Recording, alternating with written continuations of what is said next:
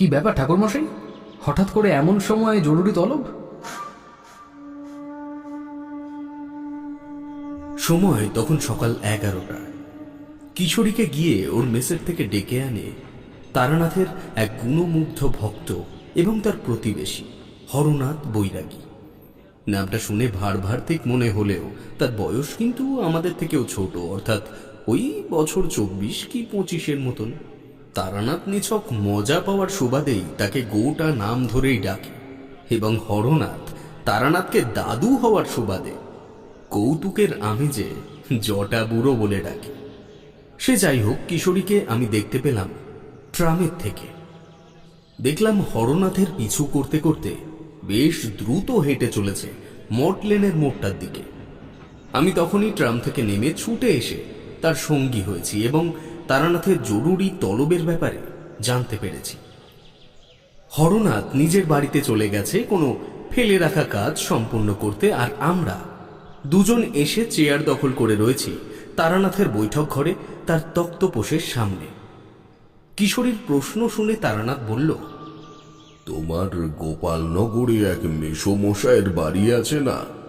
হ্যাঁ, ওই আমার বড় মেসোমশাইয়ের বাড়ি তো সেখানে। হ্যাঁ, তো সেইখানের এক নামকরা গন্ধ বণিক শিবচরণ চৌধুরী, তাদের নাকি মস্ত কাপড়ের ব্যবসা। এমন কোন পরিবারের ব্যাপারে চেনো? হ্যাঁ, চিনি তো শিবচরণ চৌধুরীকে। চৌধুরী পরিবার গোপালনগরের বিখ্যাত ধনী পরিবার। এই মাস দুয়েক আগেও যখন গোপালনগর গেলাম মাসিমার শরীরের ব্যাপারে খোঁজ খবর নিতে, তখনও ওই বাড়ির ব্যাপারে রাতে খেতে বসে কথাবার্তা হচ্ছিল ঠাকুরমশাই। সেখানে একটা মজার বিষয় জানতে পারলাম জানেন, ওই বাড়িতে রান্নার বাউন যাকে রেখেছে তাকে আবার আমি চিনি। মানে চিনি বলতে ওই বামুনের রান্না আমি রানাঘাট স্টেশনে এক হিন্দু হোটেলে খেয়েছি। অসাধারণ তার হাতে মাংসের ঝোলের স্বাদ। তখন তো নাম জানতাম না বামুন ঠাকুরের। মেসোমশাই বললেন তার নাম নাকি হাজারি ঠাকুর। চৌধুরী বাড়িতে এসেও তার রান্না খাইয়ে নাকি মন জয় করে ফেলেছে ইতিমধ্যে সকলে। কিন্তু সে যাই হোক, আপনি হঠাৎ চৌধুরীদের ব্যাপারে খবর পেলেন কিভাবে? তারানাথ তক্তপোষের থেকে উঠে গিয়ে তার জীর্ণ দেরাজের পাল্লা দুটি খুলে সেখানে থেকে বের করে আনলো একটা খাম।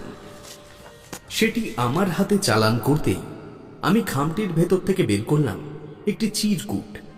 সেখানে লেখা আছে, তারানাথ চক্রবর্তী মহাশয়, আমি শিবচরণ চৌধুরী, নিবাস গোপালনগর। আলাদা করে বিস্তারিত ঠিকানা লিখে বিষয়বস্তু বৃহত্তর করব না। আপনি গোপালনগর এলেই আমার বাড়িতে পৌঁছতে আশা করি কোনো অসুবিধা আপনার হবে না। আমার রুদ্রপুরের এক বন্ধুর থেকে আপনার ব্যাপারে জানতে পেরেছি চিঠি মারফত। রুদ্রপুরে আপনি এবং আপনার দুই সঙ্গী গিয়েছিলেন তার বাড়ির এক অলৌকিক ঘটনার কারণ উদ্ধার করতে, এবং স্বভাবতই পরিত্রাণ আসে আপনার মাধ্যমে। আমি আপনাকে কেন ডেকে পাঠাচ্ছি তার কারণ এখানে এলেই আপনাকে জানাবো। তবে এইটুকু বলতে পারি, ব্যাপারটি নিতান্তই গম্ভীর এবং মর্মান্তিক।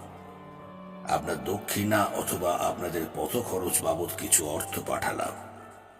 দয়া করে অনতি বিলম্বে আপনারা গোপালনগরে আমার বাড়িতে চলে আসুন। চিঠির থেকে চোখ বুলিয়ে নিয়ে আমি তারানাথের দিকে তাকালাম। সে একটা দীর্ঘ নিঃশ্বাস ছেড়ে বলল, তোমরা ওই যে আমায় একবার বাড়ির থেকে বের করে নিয়ে গেলে, তারপরের থেকে মানুষ আমায় একজন বহু শক্তিশালী তান্ত্রিক বলে মনে করছে। পুনরায় আমার সেই তন্ত্র জীবনের ফেলে আসা অভিজ্ঞতাগুলি যেন চোখের সামনে আবার হাতছানি দিচ্ছে। মটলেনের এই স্যাঁতস্যাঁতে ঘরে অক্ষম হয়ে পড়েছিলাম।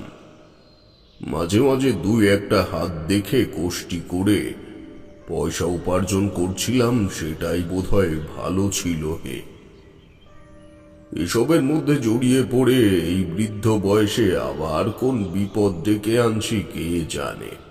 সবই তো ভুলে গেছি, কত শক্তিই না হারিয়ে ফেলেছি এখন। মৃত্যুর ভয় আমি পাই না, তবে কোনোদিনও এসব করতে গিয়ে যদি অক্ষম হয়ে ফিরে আসতে হয়, তখন তোমাদের কি বিষয়টা মনোপুত হবে? এই কথা বলে তারানাথ আমাদের দুজনের দিকেই অসন্তোষের দৃষ্টিতে তাকালো।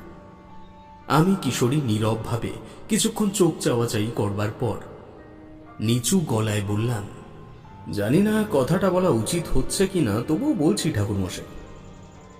আমার বা কিশোরীর কারোরই মনে হয় না যে আপনি কোনো কর্মকাণ্ডে বিফল হতে পারেন। আর যদি হয়েও যান, তাতে আর তো করবার কিছু থাকবে না। আমাদের তারানাথ যে মানুষের কাছে পরম আশাপ্রদ একজন ব্যক্তি হয়ে রয়েছে এখনো, এটাই আমাদের মতো আপনার গুণমুগ্ধ ভক্তদের কাছে যথেষ্ট। এরপর কোনো কাজে ব্যর্থ হওয়া বা হেরে যাওয়া, সেটা তো পুরোপুরি নিয়তির উপর নির্ভরশীল। তাতে আমাদের হতাশার কোনো কারণ নেই ঠাকুরমশাই। বুঝলাম আমার এই সঙ্গত উত্তরে তারানাথ একটু হলেও মানসিক স্বস্তি পেয়েছে।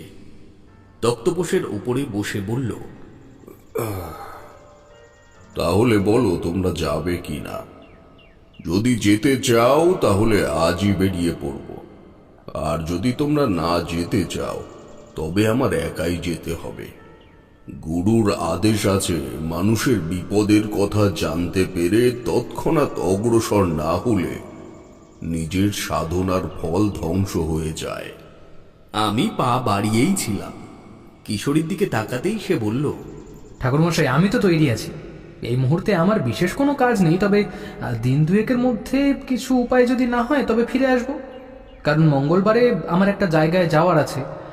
গোপালনগর তো তেমন দূর নয়, আমার কোনো সমস্যা হবে না। আর বিভূতি, তুমি যাচ্ছ তো? আমি পূর্ণ সমর্থনের ব্যাপারে জানিয়ে কিশোরীকে নিয়ে বেরিয়ে পড়লাম, তৈরি হয়ে বেরিয়ে পড়বার উদ্দেশ্যে। ঘণ্টা দেড়েকের মধ্যেই তারানাথের মটলেনের ঘর থেকে শুরু হলো আমাদের নতুন অভিযান। কিশোরীর যেহেতু গোপালনগরে রীতিমতো যাওয়া আসা ছিল, সেহেতু চাকদা হয়ে সেখানের থেকে গরুর গাড়ি ভাড়া করে গন্তব্যে পৌঁছতে পৌঁছতে আমাদের বিকেল গড়িয়ে এলো। সন্ধ্যার একটু আগে আগেই আমরা গাড়ির থেকে নামলাম জনপ্রিয় প্রসিদ্ধ বস্ত্র ব্যবসায়ী শিবচরণ চৌধুরীর চৌধুরী ভিলার সামনে। বাড়িটা দেখলে মনে হয় পুরনো হাবেলি প্যাটার্নের একটা অট্টালিকাকে নতুন রূপে সাজিয়ে তোলা হয়েছে। তারানাথের পরিচয় পেয়েই বিরাট পাঁচিলের সম্মুখের দ্বার রক্ষক সম্ভ্রমের সাথে হাত জোর করে বললে, আপনাদের ব্যাপারে বলে গেছেন বড়বাবু। উনি গেছেন ছোটবাবুকে নিয়ে রানাঘাটে। আপনারা চলুন, অতিথিশালায় অপেক্ষা করুন। আর ঘন্টা দুয়েকের মধ্যে চলে আসবেন আশা করি। বিরাট পাঁচিলের দরজা পেরিয়ে আমরা তিনজনই চৌধুরী ভিলার প্রহরীর পিছু পিছু প্রবেশ করলাম অন্দরমহলের উঠোনে। উঠোনের বাঁ দিকে সারিবদ্ধ একই কাঠামোর বেশ কয়েকটি ঘর, আর ডান দিকে একের পর এক বড়, মাঝারি ও ছোট ধরনের ধানের গোলা। আমরা এগোলাম বাঁ দিকের ওই সাদৃশ্যযুক্ত ঘরগুলির দিকে। দারোয়ান একটি ঘরের তালা খুলে দিয়ে বলল, হ্যাঁ, আসুন। এই ঘরটি বড় আছে, দুটি তক্তপোষ আছে, জলের কুঁজো আছে। আশা করি আপনাদের কোনো অসুবিধে হবে না। আর যদি কোনো জিনিসের দরকার পড়ে, তার জন্য একটু কষ্ট করে বাইরের দিকে গিয়ে ভোলাকে ডাক দেবেন, কেমন? ও এসে প্রয়োজন মিটিয়ে দেবে। ভোলা ওই শেষের ঘরটায় থাকে। এখন গেছে আমাদের রাধুনী বাউনের সঙ্গে একটু বাজার আনতে। আর শনিবারের দিনে বড় রাস্তার উপরে হাট বসেছে কিনা, সেই জন্য আর কি। আচ্ছা, এই বাড়ির রাঁধুনি তো হাজারি ঠাকুর, তাই না? কিশোরী হঠাৎ করে কথাটি বলে ফেলে পরক্ষণে একটু সংযত হয়ে তারানাথের দিকে তাকালো। কারণ বাড়ির কোনো এক বিপদের প্রস্তাব পেয়ে এখানে আসার পরে রাঁধুনি অথবা রাঁধুনির নাম নিয়ে এমন উত্তেজনা প্রকাশের কোনো মানেই হয় না। কিশোরী কথাটা সামলে দেওয়ার জন্য, না মানে আমার এক আত্মীয়ের কাছের থেকে, ও কিছু না, মানে শুনেছি আর কি। ও যাকে ছাড়ুন। এমন কিছু একটা অসংলগ্ন উক্তি করতে করতে একটি তক্তপোষের কোনায় গিয়ে বসে পড়ল। তারানাথ নিজের ঝোলাটা নামিয়ে রেখে কুজোর থেকে জল গড়িয়ে নিয়ে খেতে যাচ্ছে দেখে আমি সেদিকে এগিয়ে গেলাম। দারোয়ান নমস্কার বিনিময় করে চলে গেল ঘরের থেকে। জলের পাত্র নামিয়ে রেখে তারানাথ বলল, একটা জিনিস আমি এতদিন যাবৎ দেখে আসছি, কি জানো? মানুষের ধন সম্পদ ব্যাপ্তি যত বৃদ্ধি পায়, সে ব্যক্তিবর্গ বা পরিবার সমূহ তত বিপদে পড়ে। এই যেমন দেখো শিবচরণ চৌধুরী, যার বাড়িতে এত বড় বড় অতিথিশালা রয়েছে, যার এক নামে গোটা গোপাল নগর চেনে, সেও কিনা পারিবারিক একটা এমন অনটনের সময় নিজে বাড়িতে থাকতে পারছে না। মানুষ যত ধনী হবে মানুষের কর্মব্যস্ততা তত বাড়বে, এটা যেমন সত্য ঠিক তেমনি কাকতালীয় ভাবে মানুষের প্রতিপত্তি বিস্তার যত বাড়বে সেই মানুষগুলিরই বিপদ আপদ অসুস্থতা রোগ ব্যাধি ততই বেড়ে ওঠে। কথাটি যুক্তি দিয়ে বিচার করতে গেলে বিভিন্ন মতামত আসতে পারে ঠিকই, তবে কাকতালীয়ভাবে ভাবতে গেলে আপনি ভুল বলেননি।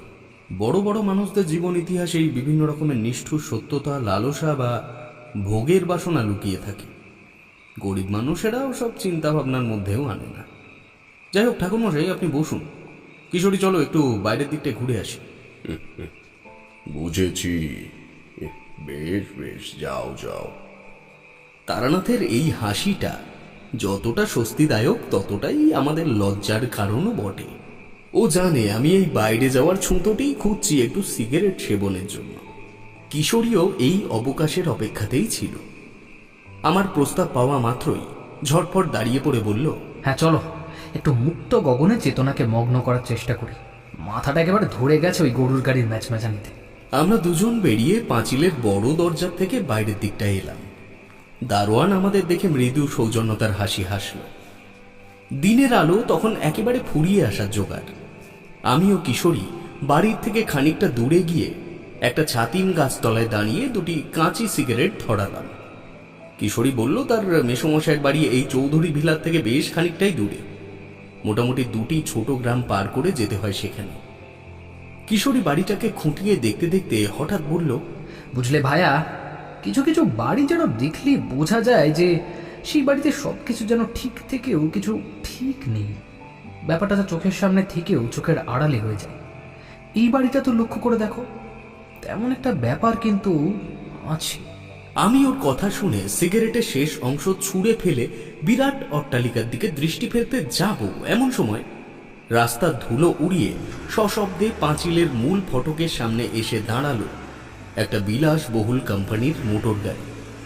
বুঝলাম বাড়ির মালিক হয়তো ফিরলেন।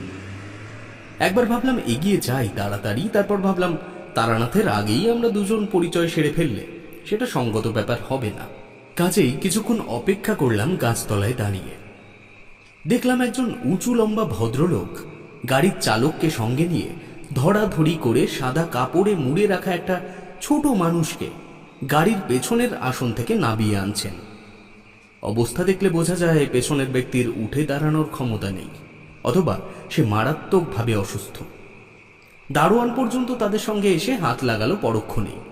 কিশোরী বলল, কি ব্যাপার বলো তো ভায়া, হঠাৎ খারাপ কিছু ঘটে গেল নাকি বাড়িতে? না না, আর দাঁড়ালে হয় না, চলো তো বিষয়টা এগিয়ে গিয়ে দেখি। আমিও আর দ্বিমত প্রকাশ করলাম না। সেখানে পৌঁছতে পৌঁছতে লক্ষ্য করলাম তারানাথ অতিথিশালা থেকে বেরিয়ে ঘটনাস্থলে এসে দাঁড়িয়েছে। কাছে গিয়ে যা দেখলাম তা সত্যিই মর্মান্তিক। একটা শীর্ণকায় ছোটখাটো বৃদ্ধ ব্যক্তিকে সকলে মিলে ধরাধরি করে বাড়ির মধ্যে ঢুকিয়ে নিল। দারোয়ান আমরা দূরে থাকাকালীনই আমাদের এখানে আসার ব্যাপারটা গৃহকর্তাকে জানিয়ে দিয়েছে। তা বুঝতে পারলাম যখন ওই শয্যাশায়ী মানুষটিকে নিয়ে গাড়ির চালক ও দারোয়ান ভেতর বাড়ির দিকে চলে গেল। তারপরে সাদা ধুতি পাঞ্জাবি পরা ব্যক্তিত্ববান বছর 50-এর মানুষটি তারানাথের উদ্দেশ্যে হাত জোড় করে বলল, নমস্কার ঠাকুরমশাই, আমি শিবচরণ চৌধুরী। আর এইমাত্র যাকে বাড়ি ভেতরে নিয়ে গেল, অথবা আমি যাকে ডাক্তারের কাছের থেকে বাড়িতে নিয়ে এলাম, সে আমার একমাত্র ছেলে পৃথ্বীরাজ চৌধুরী। আমরা সকলেই এই কথা শুনে আকাশ থেকে পড়লাম। চৌধুরী বাবু বলেন কি? যাকে নিয়ে আসা হলো সে তো একজন বৃদ্ধ। তারানাথ ভ্রুকুটি করে প্রশ্ন করল, আপনি কি বলছেন চৌধুরী মশাই? জানি আপনারা কথাটা মেনে নিতে পারছেন না, অথবা এটা এক কথায় মেনে নেওয়াটাও অসম্ভব। তবে আমি সেই হবাখা বাবা যাকে এমন নিষ্ঠুর দৃশ্য চোখের সামনে দেখতে হচ্ছে। ব্যাপারটাকে অলৌকিক বলবো নাকি কোনো বিচিত্র অসুখ বলবো জানি না ঠাকুরমশাই, তবে আপনাকে এখানে ডেকে পাঠিয়েছি সমস্তটা জানানোর জন্যই। চলুন আমার বৈঠক করে চলুন, সেখানে বসে না হয় কথাবার্তা হবে। আসুন আসুন আসুন। আপনারাও আসুন। আমরা অপার বিস্ময় নিয়ে শিবচরণ চৌধুরীর পিছু নিলাম। খান দশেক লম্বা লম্বা সিঁড়ি চড়ার পর শুরু হচ্ছে ঢালাও লম্বা বারান্দা, যার এক প্রান্ত থেকে অন্য প্রান্ত পর্যন্ত দুবার হাঁটাহাঁটি করলেই শরীর ক্লান্ত হয়ে যাওয়ার সম্ভাবনা আছে। সেই বারান্দাকে আঁকড়ে ধরে আড়াআড়িভাবে দাঁড়িয়ে রয়েছে প্রায় খান দশেক ঘর। তার মধ্যস্থ একটি ঘরের প্রবেশদ্বার অপেক্ষাকৃত বড় এবং রং বেরঙের কাঁচ দিয়ে সুসজ্জিত, অর্থাৎ সেটি সদর দরজা অন্দরমহলে যাওয়ার।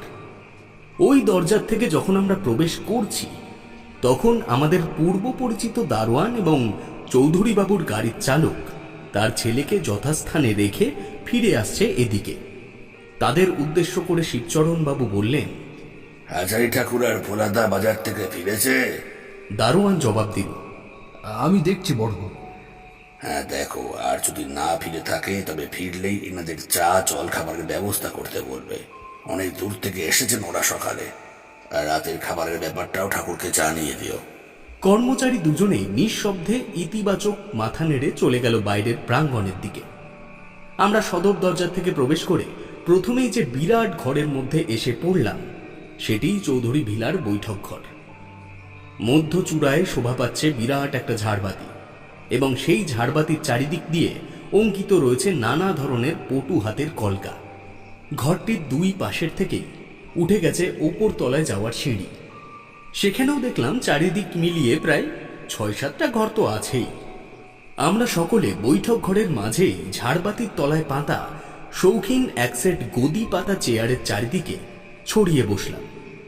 ওই চেয়ারগুলির মাঝে শোভা পাচ্ছে একটা কাঁচ পাতা টেবিল, যেখানে নানা ধরনের কাগজপত্র ও কয়েকটি কাগজ চাপা দেওয়ার বিচিত্র পাথর রাখা রয়েছে। শিবচরণ বাবু আমাদের আর রহস্যে না রেখে বলতে শুরু করলেন এক বিচিত্র ঘটনার কথা। ঠাকুর মশাই, আমার দুই পুরুষ আগের থেকেই এই বস্ত্রালয়ের ব্যবসার সঙ্গে জড়িত। ফুলিয়া, হবিবপুর, এদিকে গঙ্গনাপুর, চকতা, রানাঘাট সহ প্রায় 15 দোকান আছে আমাদের। এত বড় বাড়িতে এখন হয়তো মানুষ দেখছেন মাত্র কয়েকজনকে। যদিও আমার স্ত্রী আছেন, তবে তিনি সর্বদা ঠাকুর ঘরে পড়ে রয়েছেন ছেলের জীবন ভিক্ষা প্রার্থনার স্বার্থে। বাড়ি ভর্তি লোক ছিল দিন 15 আগে পর্যন্ত। আমরা মোট 4 ভাই, আমি মেজ।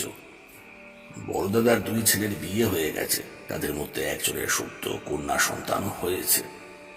প্রত্যেকেই বলতে পারেন খানিকটা আমার ছেলে পৃথ্বীরাজের ভয়তেই আমাদের হবিবপুরের বাড়িতে গিয়ে উঠেছেন। তাছাড়া সকলে মিলে একটা বিষয়ের মধ্যে জড়িয়ে পড়লে আমাদের ব্যবসাপাতি একেবারে লাটে উঠবে বলে এই সিদ্ধান্ত বলতে পারে না আমি নিয়েছি। ভাইয়েরা রাত দিন অক্লান্ত পরিশ্রম করে পৃথ্বীরাজকে নিয়ে এদিক ওদিক ছোটাছুটি করেছে। কোনো চেষ্টা, কোনো সম্ভাবনাকেও বাদ রাখেনি। তবে অমঙ্গলের কোনো পরিবর্তন হয়নি ঠাকুর মশাই। চৌধুরী মশাই চুপ করলে তারানাথ কাঙ্ক্ষিত প্রশ্নটি করল। সে বলল, এই অমঙ্গলটা আসলে কি? আর আপনার ছেলে পৃথ্বীরাজের এমন অবস্থা কিভাবে হলো? শিবচরণ বাবু উত্তর দিতে যাবেন এমন সময় দুজন লোক, যাদের মধ্যে একজনের বয়স ওই 40 ছুঁই ছুঁই এবং অন্যজনের বয়স প্রায় 70-এর কাছে, দুজনের হাতেই একটি একটি করে থালা এবং তার একটিতে সাজানো রয়েছে চায়ের কাপ এবং অন্যটিতে ধুমায়মান বেশ কয়েকটা বেগুনি। আমাদের মধ্যস্থ টেবিলে থালা দুটি নামিয়ে রাখার পর চৌধুরী মশাই বললেন, বোরাদা, তুমি যাও দেখে এসো তোমার বৌমা সন্ধ্যা পূজায় বসেছে কিনা।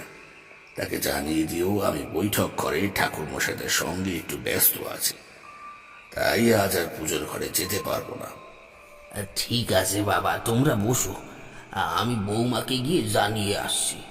ভোলা চলে যাওয়ার পর শিবচরণ বাবু অন্য মানুষটির দিকে তাকিয়ে বললেন, ঠাকুর মশাই, এর নাম হাজারি ঠাকুর। রানাঘাট স্টেশনের ওপরের আদর্শ হিন্দু হোটেলে বহুদিন যাবৎ রান্না বান্নার কাজ করেছে।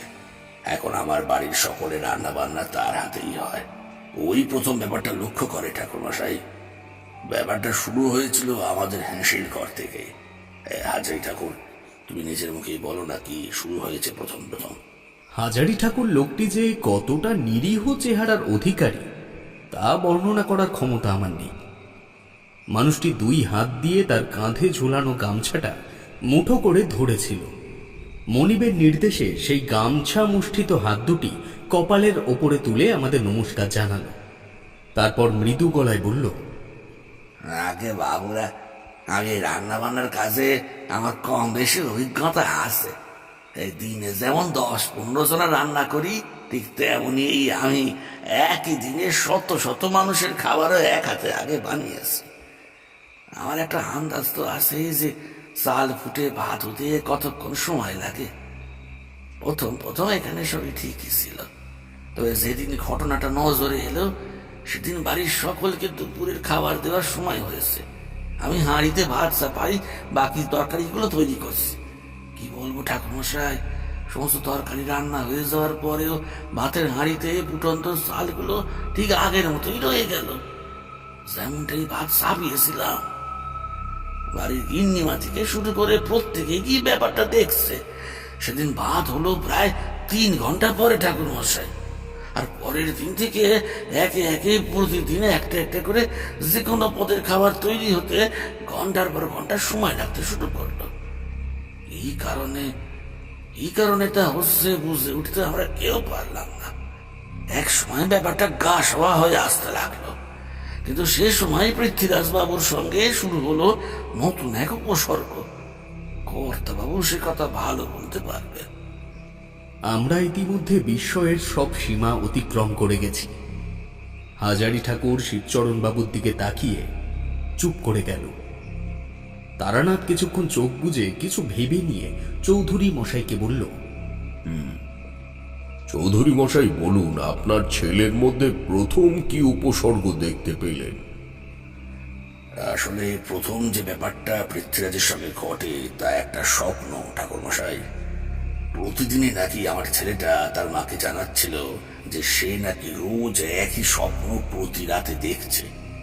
দিনের পর দিন ছেলেটা শুকিয়ে আসছে দেখে আমি একদিন তাকে ডেকে প্রশ্ন করলাম তার অবস্থা এমন হওয়ার কারণ কি। সে বেশ খানিকক্ষণ ইতস্তত করে উত্তর দিল, বাবা, আমি মাকে এর আগেও বলেছি ব্যাপারটা। আমি প্রতিদিন স্বপ্ন দেখছি একটা জঙ্গলের, এমন একটা জঙ্গল যেখানে অজস্র গাছের কাণ্ড আছে ঠিকই, তবে তাদের শাখা প্রশাখা বা মকডাল বলতে কিচ্ছু নেই। শুধু কাণ্ডগুলিকে রেখে দিয়ে উপরে সমস্ত কিছু শত শত ছায়ামূর্তিরা এসে কেটে ফেলে দিচ্ছে মাটিতে। প্রথম প্রথম কেবল এই একই স্বপ্ন দেখে আমার ঘুম ভেঙে যাচ্ছিল, তবে এই সপ্তাহখানেক হলো ওই স্বপ্নের মধ্যেও কেউ যেন আমায় ডাকছে। যখন আমি ওই সৃষ্টিধারা জঙ্গলের মধ্যে পৌঁছাচ্ছি, তখন কেউ যেন আমার কানের কাছে এসে বলছে, পৃথ্বীরাজ, এসো এসো, ওই যে কুঠার পড়ে আছে, তুলে নাও কুঠার, চলে এসো, বাকি গাছা ছাতাগুলো তাড়াতাড়ি টুকরো করে নিই। আমি অনেক আটকাচ্ছি নিজেকে বাবা, তবু পারছি না যেন ওই বিভীষিকার নির্দেশ উল্লঙ্ঘন করতে। আপনাদের গলা ছেড়ে চিৎকার করে ডাকার চেষ্টা করছি, কিন্তু পারছি না। আমার এইসবের থেকে বাঁচান বাবা, আমার এইসবের থেকে বাঁচান। আপনি বলুন ঠাকুরমশাই, নিজের একমাত্র সন্তানের মুখে এমন আকুতি শুনে একজন পিতার মনের অবস্থা ঠিক কি হতে পারে। ঠিক করলাম তার সঙ্গে কয়েকদিন রাত্রিবেলায় শোবো, দেখবো যে আসলে ব্যাপারটা কি। প্রতিদিন রাতে একটা বিশ্রী শব্দ করে সে জেগে উঠছে, সারা শরীর ঘামে একেবারে ভিজে যাচ্ছিল প্রতিদিন। ডাক্তার ভর্তি থেকে শুরু করে সমস্ত চেষ্টা আমাদের তরফ থেকে করা শেষ ঠাকুরমশাই, এখন শেষ ভরসা আপনি। শিবচরণবাবু আশান্বিত দৃষ্টিতে তারানাথের দিকে চাইল। ঠাকুরমশাইয়ের কপালে চিন্তার ভাঁজ। কিশোরী ও আমি একবার মুখ চাওয়াচাই করলাম। হাজারি ঠাকুর গামছায় কপাল মুছে ধীর পায়ে বৈঠক ঘরের থেকে বেরিয়ে গেল। মিনিট দুয়েকের নীরবতার পর তারানাথ বলল, পৃথ্বীরাজের গাছপালা বা উদ্ভিদের প্রতি একটা অপথ্য ভালোবাসা আছে, তাই না? হ্যাঁ ঠাকুরমশাই, ছোট থেকেই অসম্ভব রকমের উদ্ভিদ প্রেমী। এ বাড়ির আশপাশের বেশিরভাগ গাছই বলতে পারেন ওর হাতেই লালিত পালিত ও সংরক্ষিত। এবার বলুন, এই যে একটা অল্প বয়সী ছেলে হঠাৎ করে এমন নিজের যৌবন হারিয়ে ফেলে প্রায় বৃদ্ধ বয়সী হয়ে পড়ল, এই ব্যাপারটা সূত্রপাত কতদিন আগে? এই ব্যাপারটা বেশি আগের থেকে শুরু হয়নি ঠাকুরমশাই। ওই ধরুন 3-4 আগেও আমার ছেলে প্রায় আমার মাথায় মাথায় ছিল। চিন্তা অনাহারে সে দুর্বল হয়ে পড়েছিল ঠিকই, তবে তার বয়স হারিয়ে ফেলতে শুরু করেনি তখনও। হঠাৎ করে সে একেবারে কুঁকড়ে ছোট হয়ে গেল প্রথমে, তারপরেই একসাথে চুলে পাক ধরার সূত্রপাত এবং চামড়া পাতলা হয়ে সেগুলি কুঁচকে দিতে শুরু করলো। ওকে নিয়ে যে কোথায় দেখাবো অথবা কোন ডাক্তার আনবো তার সাহস পর্যন্ত আর পাচ্ছি না।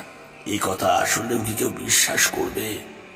যে ঘটনা আমরা বাড়ির কজন দেখছি তা কি আসলেও বাস্তবে ঘটছে নাকি আমরা কোনো স্বপ্নে আছি, তাই মাঝে মাঝে ঠিক করে উঠতে পারছি না ঠাকুরমশাই। মানুষ ব্যাখ্যাহীন বিষয় মানতে চায় ঠিকই, তবে তারও তো একটা সীমা আছে। আমরা জানি এমন অপার্থিব এমন অলৌকিক ঘটনা কেউ বিশ্বাস করবে না। আমি বিশ্বাস করি। আমরা সকলেই অবাক হয়ে তারানাথের দিকে তাকালাম। তারানাথ আরো বলল, আপনার ছেলের ওপরে কাল বেহতি যোগ চলছে চৌধুরী মশাই। এই যোগ যার উপরে চলে তার কাল এমন ভাবে ক্ষয় হতে শুরু করে দেয় যে অযাচিত ভাবেই ওই নির্দিষ্ট ব্যক্তি হঠাৎ বৃদ্ধ হয়ে গিয়ে মৃত্যুর মুখে ঢলে পড়ে। এই কাজ এক পিশাচের। তন্ত্র শাস্ত্রে এই পিশাচকে ব্রহ্ম পিশাচ বলা হয়ে থাকে। চৌধুরী মশাই ভয়ার্ত কণ্ঠে বলল, তাহলে আমার ছেলেকে কি আমি আর বাঁচাতে পারবো না ঠাকুরমশাই? তাছাড়া আমরা এই চৌধুরী বাড়ির কেউ তো কোনোদিনও কোনো মানুষের ক্ষতি করিনি, তাহলে আমাদের উপরে ভগবানের এমন নিষ্ঠুর দৃষ্টি কেন? কেন ঠাকুরমশাই, কেন? ব্রহ্ম পিশাচের দৃষ্টি কোনোদিনও কারোর ক্ষতি করলে পড়ে না, অথবা এই পিশাচকে কেউ বশীভূতও করতে পারে না। এই পিশাচ মানুষের ভাগ্যরেখার সঙ্গেই মিলিত হয়ে থাকে। পৃথ্বীরাজের ভাগ্যেই অথবা হস্তরেখাতেই এই ব্রহ্ম পিশাচ যোগ ছিল। আপনি ছোটবেলায় তার কোষ্ঠী করাননি? হ্যাঁ, করিয়েছি তো। যার কাছের থেকে করিয়েছি তার বাড়িও আমাদের এই গ্রামে। নাম তার ত্রিশূলপাণি ভট্টাচার্য। প্রচুর ক্ষমতা ওই লোকটির। শুনেছি প্রতি রবি ও মঙ্গলবারের রাতে সে যে কোনো মৃত ব্যক্তির আত্মা নামিয়ে আনতে পারে। তাই নাকি? তাহলে তো একবার দেখতেই হয় এই ভট্টাচার্য মশাইকে। যাই হোক, এখন একটা মাদুলি আপনাকে দিচ্ছি, সেটি এখনই গিয়ে পৃথ্বীরাজের হাতে গিয়ে বেঁধে দিন। আগামী পরশুদিন কৃষ্ণা চতুর্দশীর রাত পর্যন্ত আশা করছি তার কোনো ক্ষতি হবে না। কালকে আমি কিছু উপকরণ বলে দেব, সেগুলো জোগাড় করে ফেলবেন দয়া করে। আর চৌধুরী মশাই, চিন্তা করার কোনো কারণ নেই। যদিও আপনি আমায় ডাকতে দেরি করে ফেলেছেন, তবে এখনো হয়তো গোটা ব্যাপারটা আমার হাতের থেকে বেরিয়ে যায়নি। আর হ্যাঁ, কোনো রকম ঔষধ বা পথ্য আর পৃথ্বীরাজকে দেবেন না, তাতে ওর শরীর আরো অসুস্থ হবে। আমার দেওয়া এই মাদুলি যথেষ্ট 2 দিনের জন্য। বলে তারানাথ উঠে দাঁড়ালো। আমরাও তার সঙ্গে সঙ্গে চেয়ার ছেড়ে উঠলাম। আপনি এখানে বসুন, আমি কিশোরীর হাতে মাদুলিটা আপনার কাছে পাঠিয়ে দিচ্ছি। আমার ঝোলাটা ওই অতিথিশালায় রয়েছে, তো সঙ্গে থাকলে এখানেই দিয়ে যেতাম। আর যেমনটা বললাম, এখনই আপনি নিজে গিয়ে ওটি বেঁধে দিয়ে আসবেন পৃথ্বীরাজের বাঁ হাতে। আমরা অনুমতি নিয়ে বেরিয়ে এলাম আবার আমাদের ঘরের উদ্দেশ্যে। ঘরে এসে তারানাথ তার ঝোলার ভেতর থেকে গোটা 5 মাদুলি বের করে তার মধ্যে একটি তুলে নিয়ে নিজের কপালে ছুঁয়ে বিড়বিড় করে কি যেন বলল। ওম কালী কালী মহাকালী কালীকে পাপ হরিণী, রক্ষা করো মা, রক্ষা করো, রক্ষা করো মা। তারপর একটি লাল সুতো দিয়ে মাদুলিটি বেঁধে নিয়ে কিশোরীর হাতে সেটি দিয়ে দিল। কিশোরী দ্রুত পায়ে মাদুলিটি দিয়ে ফিরে এলো ঘরে। তারানাথ আমাদের দেওয়া একটা প্যাকেট থেকে একটি পাসিংশো বের করে ওটা ধরিয়ে তক্তপোষের ওপরে বসল। কিশোরী বেশ খানিকক্ষণ ধরে একটু উস্কুস উস্কুস করছিল, বুঝতে পারছিলাম। দুই হাতে তালু ঘষতে ঘষতে সে প্রশ্ন করল, আচ্ছা ঠাকুরমশাই, এই মাদুলি আপনার ঝোলায় সবসময় থাকে বলুন? তারানাথ ওর দিকে না তাকিয়েই জবাব দিল,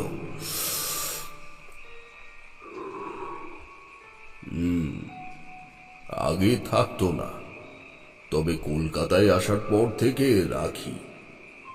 এই মাদুলিতে এসব ছোটখাটো নিম্ন শক্তির আত্মা, প্রেতাত্মা, পিশাচ, পিশাচিনীকে নিমেষে সরিয়ে রাখা যায়।